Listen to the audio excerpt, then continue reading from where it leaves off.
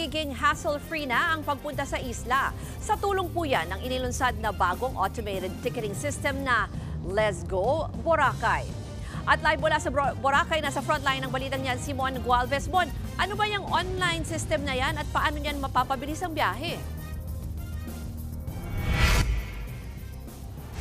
Ruth, mababawasan ng kalahati yung waiting time ng mga turista habang nasa mga port bago pumunta sa mismong Boracay Island. Mas bibilis daw ito dihamak ng 10 hanggang 15 minuto mula sa nararanasang mahigit kalahating oras pa nga kung minsan. Gaya na lamang na nakikita yung sa akin likuran kung saan talaga pila ang mga turistang nandito. Sa ngayon kasi, 3 pila ang kailangan tiisin ng mga turista sa tuwing dumarating na Aklan bago makasakay ng bangka papuntang Boracay.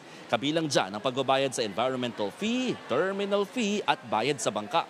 Ito raw yung madalas na rereklamo ng mga turista, mapa foreigner man o domestic. Kaya kanina, inilunsad na nga ang Let's Go Boracay, isa itong web-based na automated ticketing system na mas magpapadali ng pagdaan sa mga port. Kahit saan ka kasi manggagaling, pwede ka na mag-register online at in advance o mas maaga. Nakapaloob na rito ang paglalagay ng personal details at mismong pagbabayad ng fees. May option din na babayaran ito gamit ang e-wallet at credit card o di kaya naman ng personal pagdating sa port saka maglalabas ng QR code. Ito na lang ang kailangang ipakita pagdating sa port at isang valid ID para mapatunayang tama yung mga inilagay na impormasyon.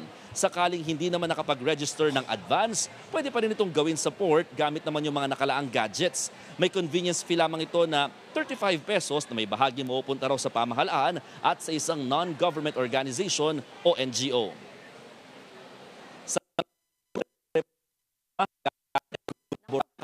Para sa mga turista, nasusubok lamang gamitin pa muna ito hanggang September 1 at hanggang ngayon, magpapatuloy daw muna pa rin yung mano-manong pila ng pagbabayad pa rin sa mga port hanggang huling quarter ng taon.